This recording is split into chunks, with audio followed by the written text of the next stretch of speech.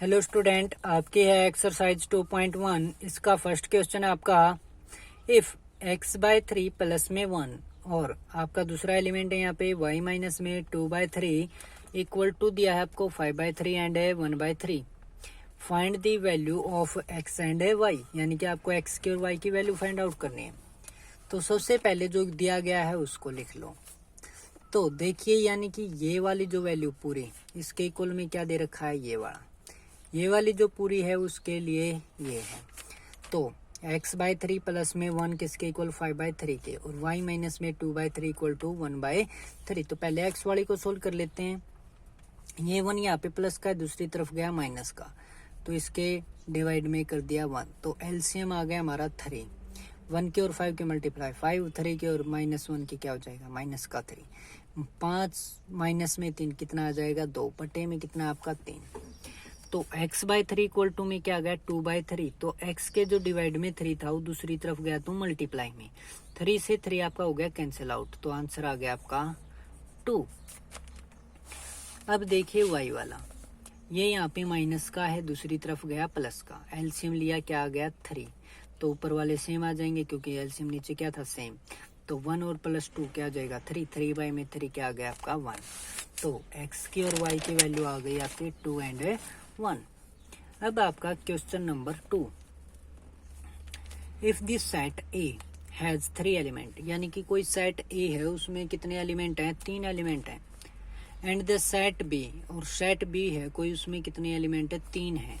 तो देन जैसे कि 3 4 5 3 एलिमेंट हो गए। तो then find the number of element in A cross B, यानी कि A मल्टीप्लाई जो B होता है उसमें कितने एलिमेंट होंगे।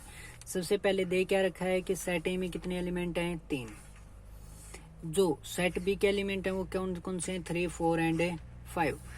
Number of element in set B, यानी कि बी में कितने हो गए, 1 2 और 3। तो number of element in A cross B, तो ए क्रॉस बी में कितने एलिमेंट होंगे इसका कैसे पता चलेगा कि जितने ए में एलिमेंट हैं और जितने बी में एलिमेंट हैं उनकी मल्टीप्लाई। तो ए में कितने हैं 3, बी में कितने हैं 3, तो कितना आ जाएगा 9। Number of element in A multiply number of element in B, तो 3 क्रॉस 3 इज इक्वल टू 9। तो क्या हो जाएगा, number of element in A cross B is equal to 9, यानी कि इज 9। अब आपका क्वेश्चन नंबर 3, जी में आपको दे दिया 7 8 और एच में आपको दे दिया 5 4 and 2। Find G cross H and H cross G, यानी कि इसमें एलिमेंट कितने 2, इसमें कितने 3।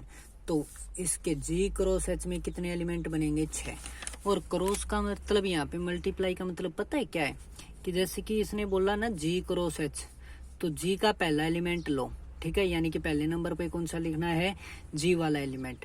पहला एलिमेंट लो, इसकी एच वाला पहले के साथ लिखो, फिर दूसरे के साथ लिखो, फिर तीसरे के साथ लिख दो, इसका काम पूरा। फिर इस 8 को लेके चलो, पहले 5 के साथ, फिर 4 के साथ, फिर 2 के साथ, इस प्रकार से लिखो। तो जी क्रॉस एच फाइंड आउट करेंगे तो पहले नंबर पे क्या है 7, तो 7 लिखा, क्या है इसका पहला एलिमेंट 5। फिर इसके दूसरे के साथ, यानी कि 7 और 4, इसका साथ ही रहेगा जब तक इसके पूरे एलिमेंट नहीं हो जाते तब तक। तो फिर 7 और 2, फिर हमारा तीनों एलिमेंट कंप्लीट 7 के साथ। फिर 8 के साथ कौन से तीनों एलिमेंट, यानी कि 8 5 8 4 8 2, और इनको फिर एक क्लोज, यानी कि मंजिला जो ब्रैकेट होती है उसके अंदर आप पैक कर दोगे, यानी कि ये जो ब्रैकेट होती है मंजिला ब्रैकेट, इसमें लिख दोगे। फिर आपका एच क्रॉस जी, तो अब की बार एच वाला कहाँ पे लिखा जाएगा, पहले नंबर पे। तो 5 गुना में, यानी कि 5 और 7, 5 और 8, तो 5 7 5 8। फिर किसकी बारी आएगी 4 की, तो 4 7 और 4 8, 4 7 हो गया, 4 8 हो गया। फिर 2 की 7 की, और फिर 2 की 8 की, 2 7 और 2 8। इस प्रकार से आपको ये लिख देने हैं।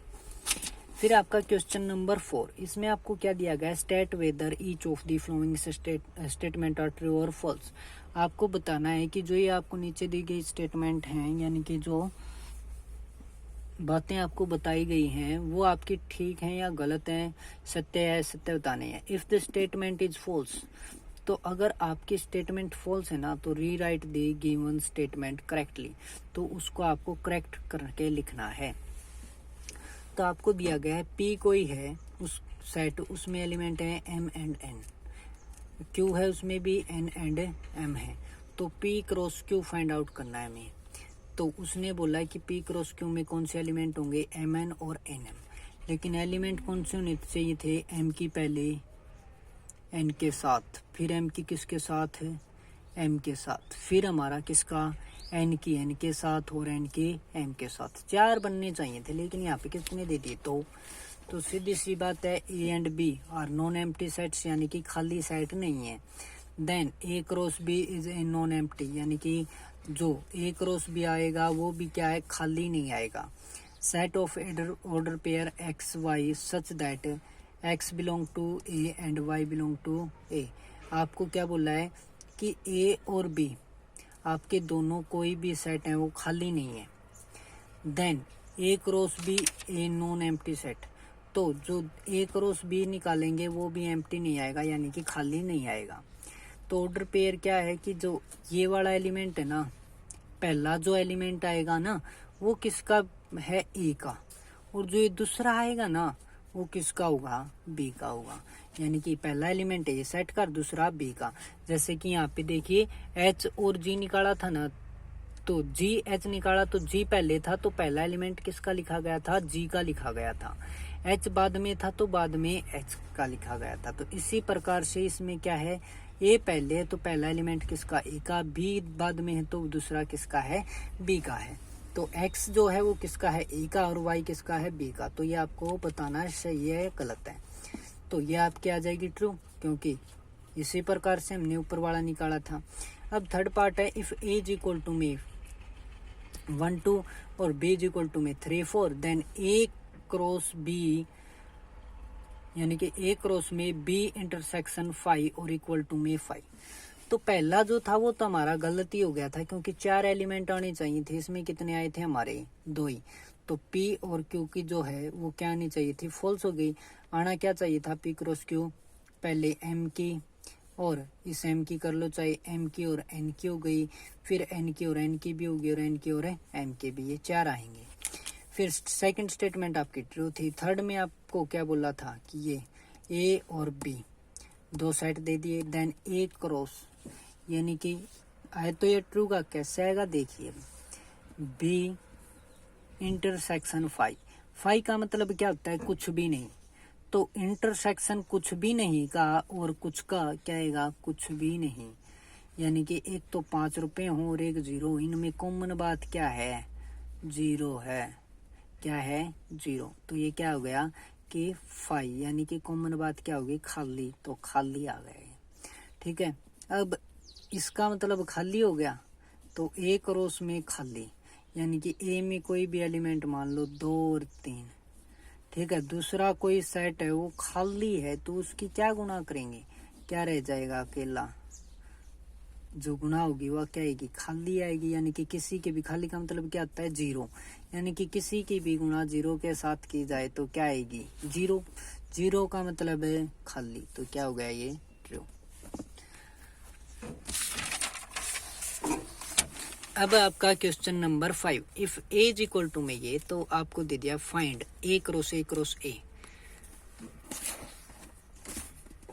तो देखिए A की वैल्यू दे रखी है आपको -1 और 1, फिर ये A है तो फिर ये भी A है और ये भी है, A क्रॉस और फिर क्रॉस में A, यानी कि A क्रॉस A, ये आपको दे दिया।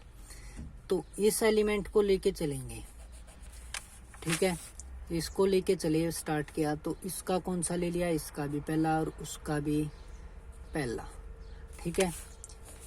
फिर हमारा क्या है, इसका तो पहला ही रखा हमने, इसका भी पहला ही रखा, ठीक है, इसका कौन सा लेंगे अब, दूसरा, ठीक है।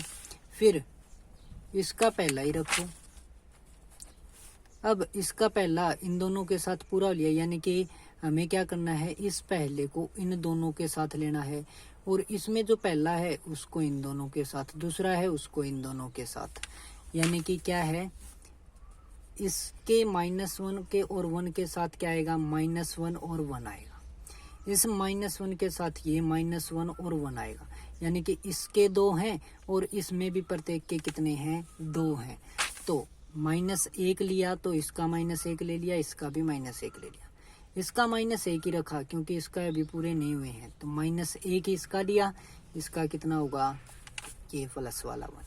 अब इसका -1 ही रखा, अब इसका काम हो गया पूरा, तो किसको लिया, 1 को, -1 और ये आ गया प्लस का 1। इधर से क्या लेनी है हमें, इसके साथ दोनों है, तो -1 आ गया एक बार, और एक बार क्या आ जाएगा, जो प्लस वाला 1 है वो आ गया। ठीक है, अब इसका काम पूरा हो गया इनके साथ, सभी के साथ। किसका रह गया, इसका रह गया। तो इस एक को किसके साथ, पहले इसके साथ लेके चलते हैं, 1 -1, तो इसका क्या आ गया, माइनस का 1 आ गया। फिर 1 -1, इसका माइनस का 1 हो लिया, किसका आएगा, अब प्लस का आएगा। फिर ये प्लस का 1, इसका -1 के साथ तो काम हो गया, अब किसके साथ होगा, 1 के साथ, 1, और इसमें आपका क्या है, -1, तो -1। फिर 1 और 1, इसका क्या है, प्लस का 1। तो ये 8 जो एलिमेंट है वो क्या आ जाएंगे आपके, A क्रॉस A में ये सारे लिख रखे हैं। ओके, तो ये आपका क्या आ गया आंसर। आपको 5 क्वेश्चन करने हैं।